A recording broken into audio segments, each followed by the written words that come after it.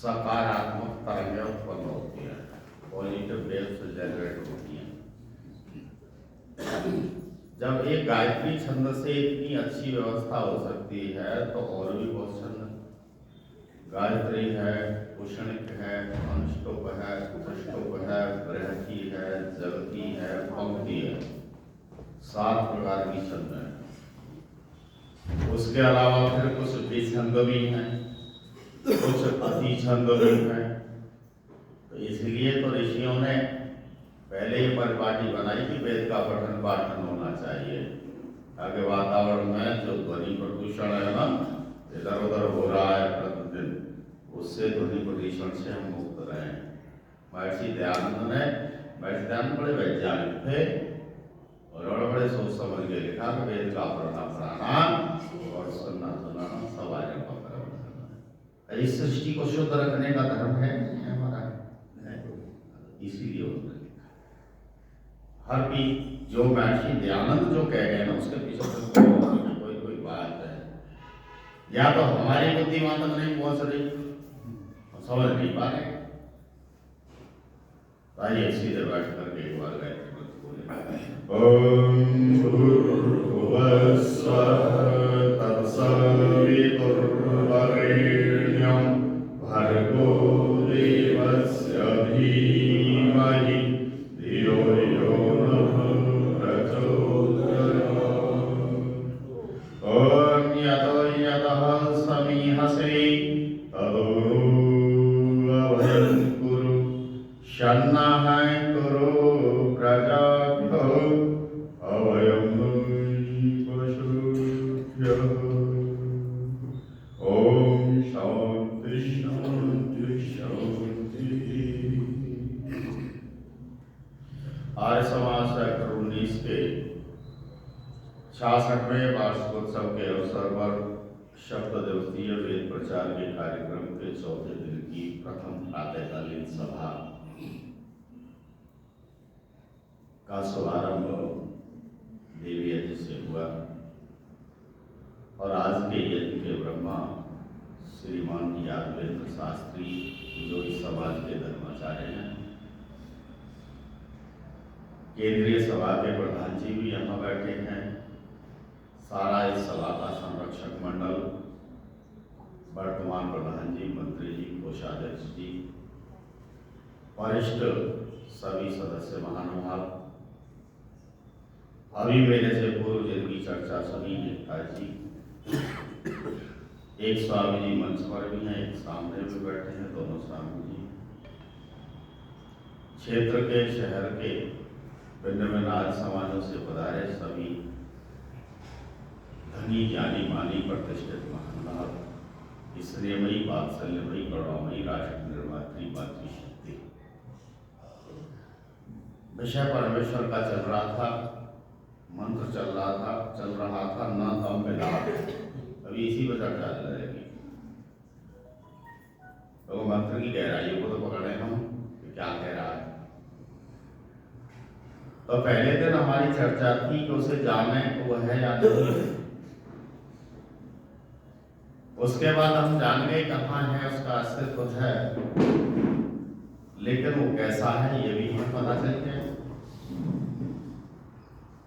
अब आगे चलते हैं, उसका नाम क्या है ये भी पता चलना चाहिए।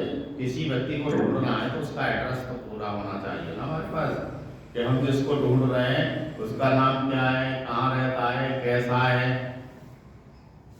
या नहीं है, ये सारी जानकारी जब हमें होगी तभी हम उसको ढूंढ सकते हैं। अब प्रश्न उठता है उसका नाम क्या है। आप लोग क्या मानते हैं? परमेश्वर का मुख्य नाम ओम है, ये तो आप कह रहे हैं। बाहर जाओ, एक वर्ग है, उससे पूछा है परमेश्वर का नाम गॉड है, दूसरे को पूछा बोला अल्लाह, और फिर उसने कहा कि देखो हम अरबी में तो अल्लाह कहते हैं, फारसी में खुदा कहते हैं, और अरबी में हम थोड़ा ही नहीं, अल्लाह तक ही सीमित नहीं है, हम उसे अल हक भी कहते हैं, अल अलीम भी कहते हैं, अल रहीम भी कहते हैं, अल बशीर भी कहते हैं, अल शमी भी कहते हैं। फिर और लोगों को पूछा, भैया तुम बताओ, तो उन्होंने कहा कि हम ईश्वर भी मानते हैं, परमात्मा भी कहते हैं,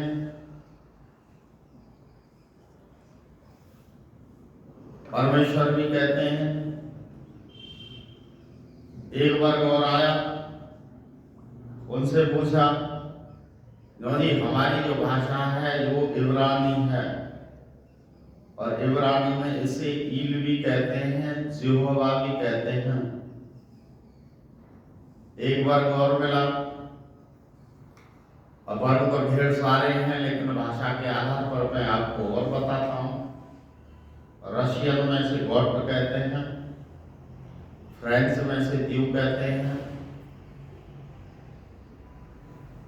इतालवी में से इंडिया कहते हैं,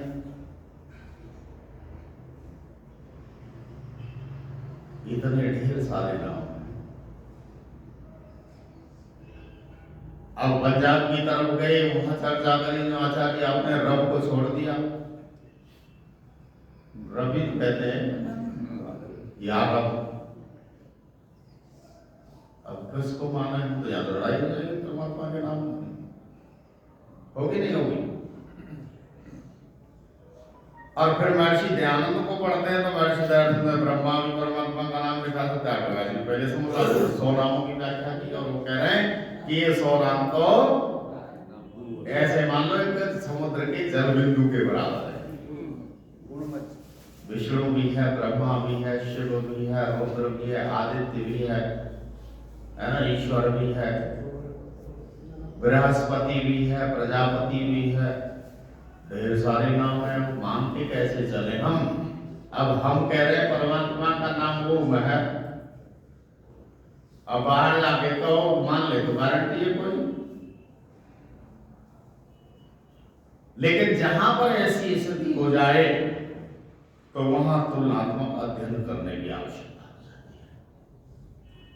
रात की चर्चा होती कि भाई हम ही तो वेद को मानते हैं, वेद ऐसे भी है हिंदुओं में, और भी ऐसे मत संप्रदाय जो है लोग हैं ऐसे वर्ग में जो वेद को मानते नहीं, तो फिर वो वेद को सार्वभौम में कैसे सिद्ध करेंगे? तो रात सिद्ध हुई थी बात।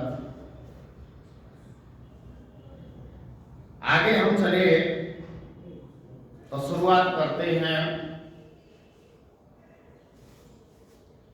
ईश्वर से।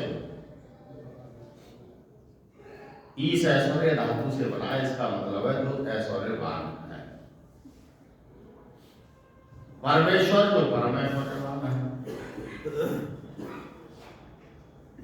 ब्रह्मा उसे कहते हैं जो संपूर्ण सृष्टि को रच के उसे बढ़ाता है, उसका पालन करता है, इसलिए उसका नाम ब्रह्मा है।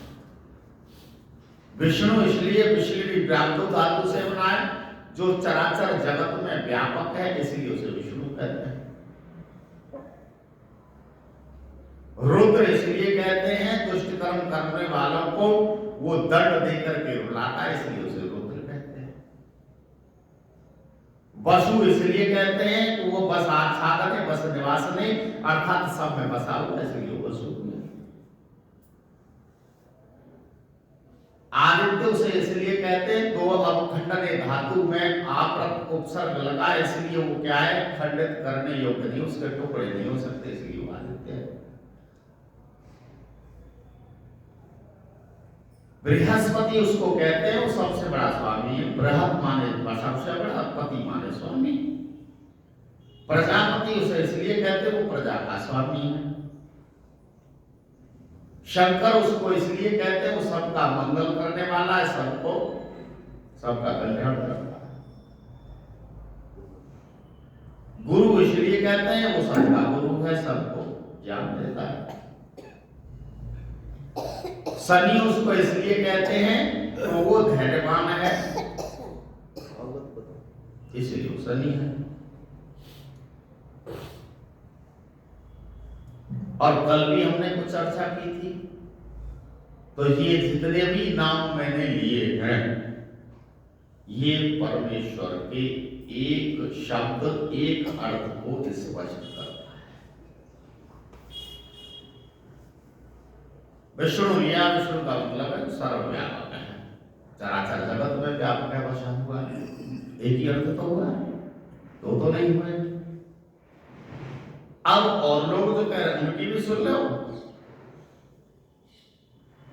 क्योंकि हम अपनी अपनी सुने तो ये अन्याय होगा, न्याय नहीं होगा। दूसरों को भी सुन लो तो जब तो पता चलेगा। तो सबसे पहले हमने उन लोगों से बात की गॉड जो कहते हैं। गॉड का शाब्दिक अर्थ है सुप्रीम, और सुप्रीम किसको कहते हैं? सर्वोच्च, सर्वोत्तम, सबसे बड़ा। ठीक है, एक अर्थ बताया उसने, यानी सबसे बड़ा है, सुप्रीम है। एक ही अर्थ को स्पष्ट कर रहा है। अच्छा, उसके बाद में हम गए उधर जो अल्लाह कहते हैं।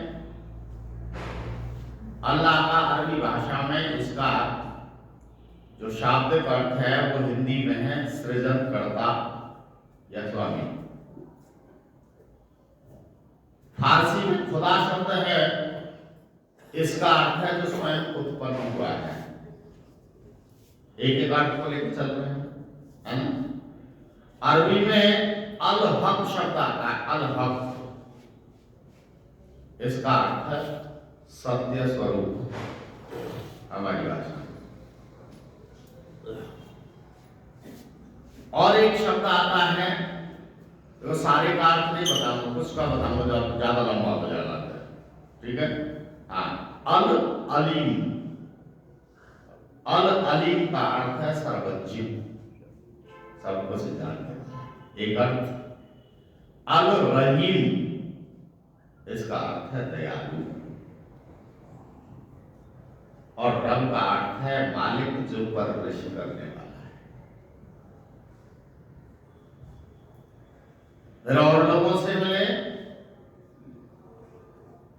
जर्मन वालों से मिले, उन्होंने बताया गॉड, तो गॉड भी गॉड का ही अर्थ स्पष्ट करता है। जो गॉड में वही गॉड में, थोड़ा सा अपभ्रंश। फ्रेंच वालों से मिले, वो कहते हैं द्यू। ये द्यू हमारे यहाँ का शब्द है। जर्मनी और फ्रेंच में जो ज्यादातर शब्द हैं वो हमारी भाषा के हैं। तो द्यू का अर्थ है प्रकाश स्वरूप। तो ये लोग इन्हें को ले रहे हैं, जो भी इन्होंने नाम रखे हैं परमेश्वर के। एक और आता है इब्रानी में जेहोवा। जेहोवा का जो अर्थ है वह अलमाइटी, डिवाइन, दैवीय, और अलमाइटी कहते हैं सर्वशक्तिमान। है जी, यही है। तो ये जितने भी नाम लिए परमेश्वर के ओम से अतिरिक्त, वो सारे के सारे नाम तो हैं, लेकिन एक एक अर्थ को स्पष्ट करते हैं। दो अर्थ को स्पष्ट नहीं करते, बहुत से अर्थों को स्पष्ट नहीं करते। एक अर्थ बताएगा, एक नाम। इनमें परमेश्वर के गुण, कर्म, स्वभाव और स्वरूप के नामों की बात कही गई है। उनके इन गुणों की, स्वरूप की, कर्मों के अनुसार इन सब की बात कही गई है, लेकिन समग्रता इसमें नहीं है। अब हम वहीं आते हैं। आपने बताया परमेश्वर का मुख्य नाम क्या होता है? ओम। ये सार्वभौमिक, सार्वदेशिक, सार्वकालिक है। अच्छा, मनुष्य का भी कोई सार्वभौमिक, सार्वदेशिक, सार्वकालिक नाम है? नहीं है?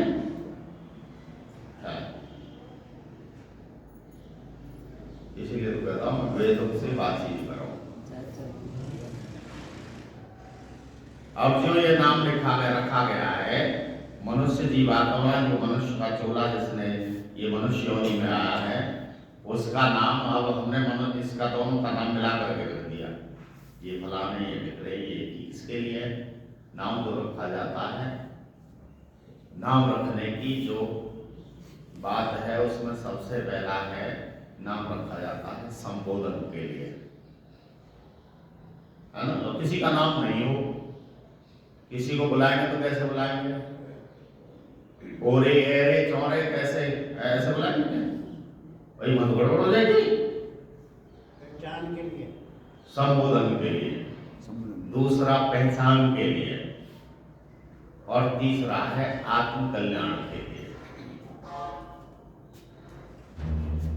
हमारे वैदिक व्यवस्था के आधार पर जब नाम रखा जाता था, नामकरण संस्कार जब होता था, तो इन 3 उद्देश्यों को ध्यान में रख के किया जाता था।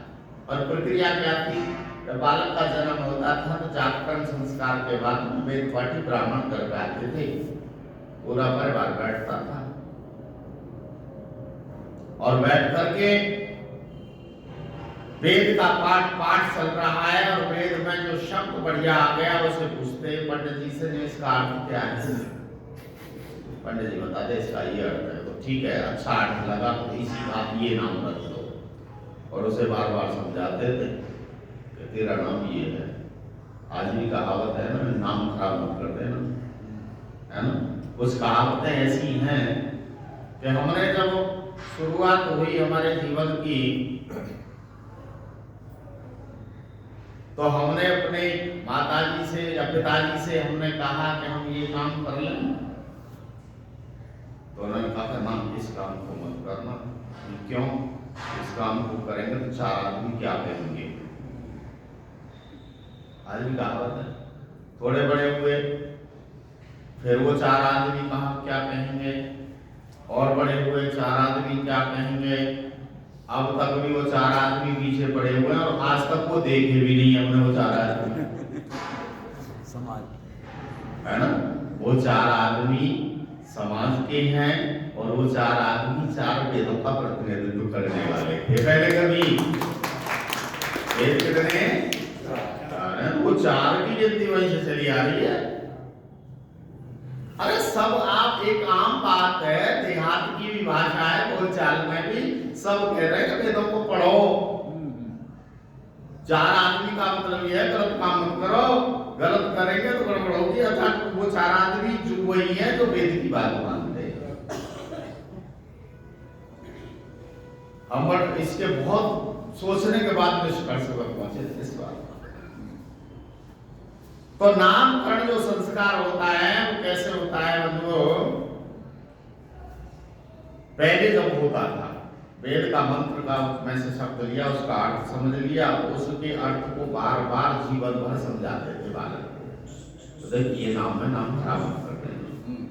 फिर व्यवस्थाएं बदली कुछ थोड़ी सी, बदलने के बाद में फिर जो हमसे पहले जो पूर्वज हुए हैं, वो जो प्रतापी हुए, यशस्वी हुए, तेजस्वी हुए, विद्वान हुए, उनके नामों का नाम रखने लगे। अब वो प्रक्रिया भी बंद हो गई। अब तो बच्चे का जन्म होता है ना, तो जन्म स्थान, जन्म का समय लेकर के पंडित जी के पास जाते हैं, तो देखिए पंचांग हो रहे कौन से पाया में हुआ है, पाए काय के हैं इसके। अरे पैर तो उसके हैं, मांस के, हड्डी के, त्वचा है, सब है। और पंडित जी कहते हैं साफ गुणा भाग लगा करके कि भाई इसके सोने के पाए हैं, चांदी के पाए हैं, तांबे के पाए हैं, लोहे के पाए हैं। मेरा जब जन्म हुआ था उस समय पौराणिक व्यवस्था तो थी, उस समय सभी तो पौराणिक ही थे। आज समाज से तो हम तो बहुत बाद में 10वीं में सत्याग्रह प्रकाश पढ़ा, पढ़ने के बाद में हमें ये समझ में आ गया कि सत्याग्रह प्रकाश महर्षि दयानंद ने पढ़ा लिखा है, और तर्क भी हमारी समझ में आ गई। लेकिन हम ये नहीं जानते थे तब भी कि ये महर्षि दयानंद ने तो लिखा, ये जानते थे, लेकिन ये आर्य समाज इसका प्रचार करता है ये नहीं जानते थे। बहुत बाद में समझ में आया कि आर्य समाज महर्षि दयानंद की संस्था। तो उस समय पौराणिक व्यवस्था थी घरों में, तो पौराणिक व्यवस्थाओं में यही सारा का सारा प्रोग्राम चलता था। तो सारी व्यवस्था जैसी थी तो बंधुओं, नामकरण संस्कार की जो बात थी वो सब पंचांग में देख के करते थे, और हमारे बारे में तो पंडित जी ने ये कह दिया था ये मूल में पैदा हुआ है। और मुझे तो आज लगता है कि मूल में पैदा हुआ हूं तो बढ़िया ही हुआ हूं, कम से कम मूल शंकर से तो जुड़ा हुआ हूं। सही बात। कहा जी, तो ये व्यवस्था थी। तो नाम रखने की जो प्रक्रिया है वह यही है, 3 उद्देश्यों की पूर्ति के लिए। अब हम फिर पुनः आते हैं कि परमेश्वर का मुख्य उद्देश्य नाम जो सार्वभौमिक सार्वदेशिक सार्वकालिक है ओम है, लेकिन मनुष्य जन्म में आने वाली जीवात्मा का सार्वभौमिक नाम है क्रतु। अंतराता है ना, ओम क्रतो स्मरण। क्या नाम है इसका? क्रतु। क्रतु क्यों? ये कर्मशील है। अब क्रतु की चर्चा तो फिर करेंगे जब यज्ञ का कार्य होगा, तब अभी मुख्य इस बात पर आते हैं। अब इसमें व्याकरण की दृष्टि से हम समझने का प्रयास करें। हम गए महर्षि पाणिनि के पास, महाराज ओम के बारे में कुछ बताओ। ये ऋषि ऐसे होते हैं, इनके पास जब जितना विनम्र होकर के जाएंगे उतना ही ये बड़ा आनंद देते हैं, बड़े अच्छे ढंग से समझाते हैं। तो उन्होंने कहा कि मैंने कर दिया है, धातु पाठ उठा लो, देखो धातु पाठ में ओम शब्द की जो स्थिति है, अब धातु में मन प्रत्यय लगने से बनी होती है। अब धातु किस अर्थ में आती है? जैसे अभी थोड़ी देर पहले हम कह रहे थे कि ईश्वर, ईश ऐश्वर्य धातु है, ईश धातु है और ऐश्वर्य उसका अर्थ है। विष्णु शब्द विश्लवी व्याप्तव धातु है, विश्लवी धातु है और अर्थ उसका व्याप्तव, व्याप्तव अर्थ में है, यानी व्यापक है चराचर जगत। और महर्षि दयानंद ने भी लिखा है, विवेष्टि व्यापनोति चराचरम जगत स विष्णु, जो चराचर जगत में व्यापक है इसलिए उसे विष्णु कहते हैं। ऐसे ही अब इस धातु को देखें, अब धातु है। अब धातु कितने अर्थों में आती है? महर्षि पाणिनि कहते हैं कि रक्षण, गति, कांति, प्रीति, शक्ति, अवगम, प्रवेश, श्रवण, स्वामित्व, क्रिया, याचन, दीप्ति, अवाप्ति, आलिंगन, हिंसा, दान, भाग, प्रदेशो। कितने अर्थों में आती है? हो गया? चालू है, कंटिन्यू, आप बोलते रहो। इतने अर्थों को अब धातु अपने में समाहित किए हुए है, और अब धातु से ओम शब्द की स्थिति होती है, तो यह सृष्टि की समग्रता को धारण किया है। महर्षि देवदयानंद कहते हैं कि परमेश्वर का निज मुख्य और निज नाम ओम है, क्योंकि यह समस्त जिन अर्थों की आवश्यकता थी वो सारे के सारे अर्थ अपने में समाहित किए हुए हैं। और परमेश्वर का मुख्य नाम इसके अलावा और कोई नहीं हो सकता है। बाकी अन्य जितने नाम हैं वो सब परमेश्वर के गुणों के आधार पर, कर्मों के संबंधों के आधार पर, स्वरूप के आधार पर। जैसे थोड़ी देर के लिए मेरा नाम नरेंद्र है, घर वालों ने रखा।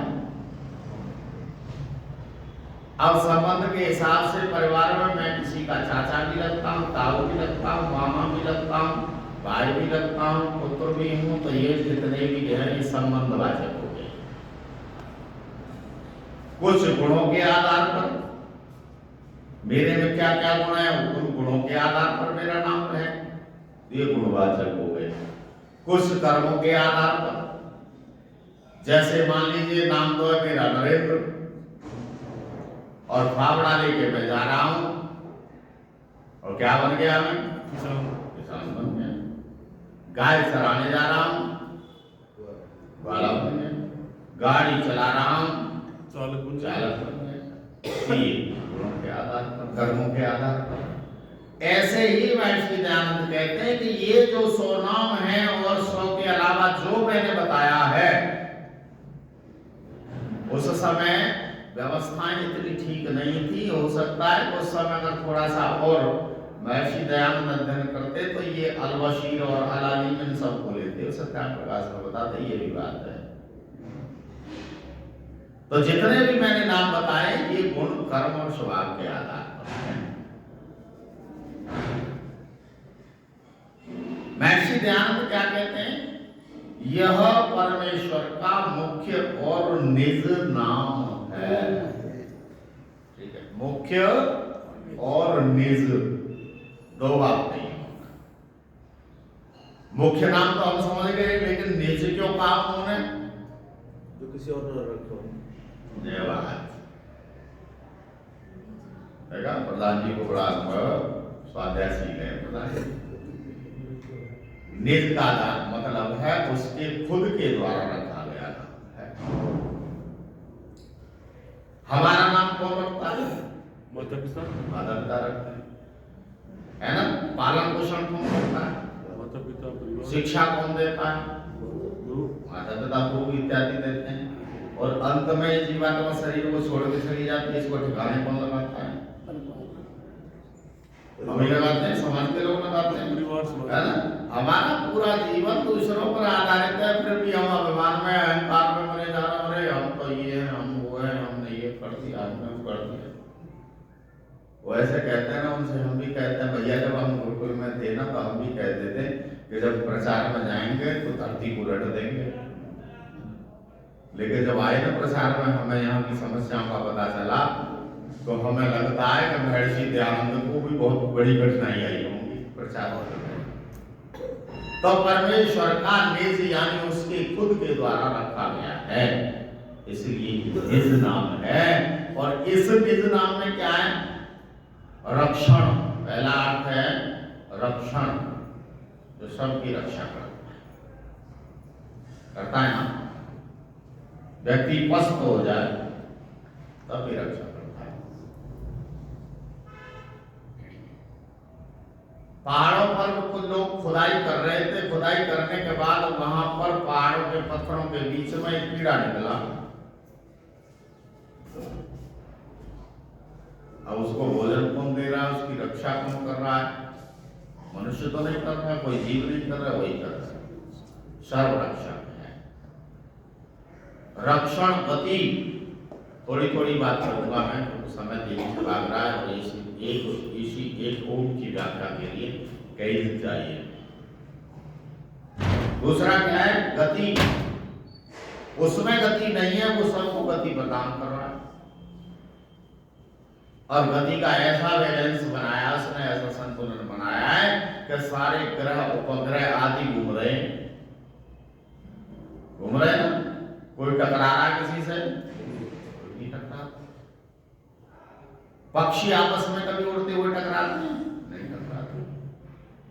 अच्छा, मनुष्य ने जो विमान बनाए, लंबा चौड़ा एरिया स्पेस बढ़ाया, वो तो टकराते सुने होंगे, है ना। टकरा। लेकिन उसने ऐसी व्यवस्था बना दी है कि सबको एक एक सिस्टम दे दिया कि तुम्हें इस पथ में गति करनी है। जीवों को भी वो गति देता है।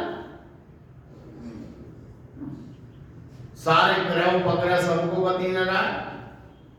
आकाश में पक्षी उड़ते हैं, लेकिन सबका उड़ने का एक सिस्टम है, उनके सबका रडार लगा हुआ है, उन्हें इतने से ऊपर नहीं उड़ना। लेकिन वैज्ञानिकों ने कहा कि जो भारी होते हैं वो नीचे उड़ते हैं, जो हल्के होते हैं बहुत ऊपर उड़ते हैं। हमने उनसे तर्क दिया कि भैया जो चिड़िया है वो ऊपर तो नहीं देखी, नीचे उड़ती देखी है। बाज कितना बड़ा होता है वो बहुत ऊपर चला जाता है। हाँ, चील भी है, गिद्ध भी है। तो ये तर्क तो नहीं है। अभी विज्ञान के पास कुछ तथ्य जो है वो ठोस नहीं है। वैज्ञानिकों को चिंतन करने की आवश्यकता। रक्षण गति क्रांति, वो क्या है? कामना के योग है, सब उसकी कामना करते हैं, किसी न किसी को। प्रीति, वह किसी से प्रीति नहीं, सबकी प्रीति का स्रोत है। जीव में जो एक दूसरे के लिए, उसके लिए जो स्नेह उत्पन्न होता है वही से होता है। रक्षण, गति, कांति, प्रीति, तृप्ति, आनंददायक है, वो पूर्ण तृप्त है, और उसके सानिध्य में जो पहुंच जाता है उसे भी आनंदित कर देता है, तृप्त कर देता है ना? रक्षण, गति, कांति, प्रीति, तृप्ति, अवगम, वो मंगल है, सबका मंगल चाहता है, कल्याण चाहता है, ठीक है ना? प्रवेश, चराचर जगत में जहां कोई नहीं प्रवेश कर सकता वहां उसका प्रवेश है। हम प्रवेश नहीं कर सकते वहां उसका प्रवेश है। अति सूक्ष्म है, पूरे चराचर जगत में व्यापक है, सर्वव्यापक है, वो सब जगह प्रवेश है। श्रवण, श्रोत्र इंद्रिय नहीं है उसके, लेकिन जीवों को सुनने के लिए दिया है, और वो सबकी सुनता भी है ना? प्रवेश, श्रवण, याचन, वह इतना बड़ा ऐश्वर्यवान है कि कोई भी चले जाओ सबको देता वो मांगता नहीं है, सबको देता है, जो भी मांगता है उसको सबको देता है। लेकिन प्रार्थना सही ढंग से होनी चाहिए, जैसे पहले दिन मैंने बताई। समय मिलेगा तो उसकी और विस्तार से चर्चा करूंगा। पहले उस दिन तो थोड़ी समय भी कम था, 20-22 मिनट थी, इसलिए वो भूमिका की तौर पर मैंने बनाया। तृप्ति, अवगम, प्रवेश, श्रवण, याचन, क्रिया, स्वामित्व, सबका स्वामी है, और उसके द्वारा प्रेरित ये सारा जगत, इसमें अपने आप क्रिया हो रही है।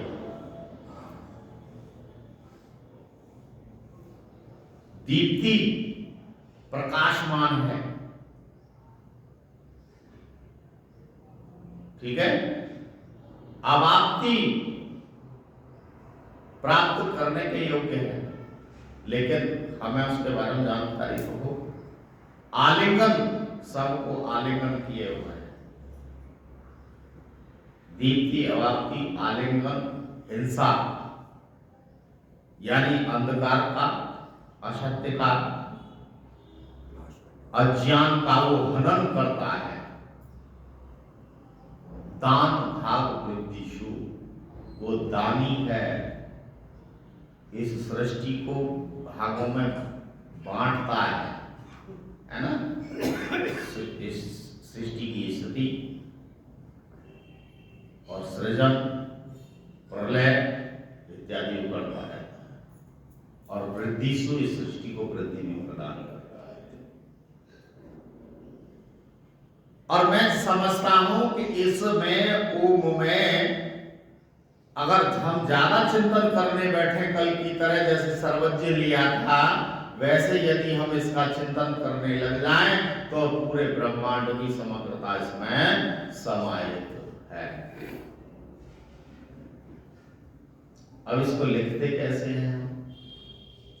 लिखा हुआ देखा होंगे, यहां लिखा हुआ दिख रहा है। बीच में क्या है? हाँ जी, क्या है? बीच में क्या है?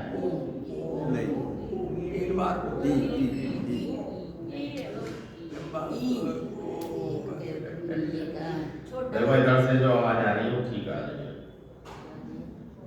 ये ना ई है ना ऊ है, ये तीन है। हिंदी में तीन लिखते हैं ना, वो तीन है, ठीक है? गुरबट साहब ने बताया इस समय महर्षि दयानंद कहते हैं ये त्रिमात्रक आकार, उकार और मकार। आकार और उकार दोनों मिले तो गुण बन गया, तो अ और उ मिलकर के ओ हो गया,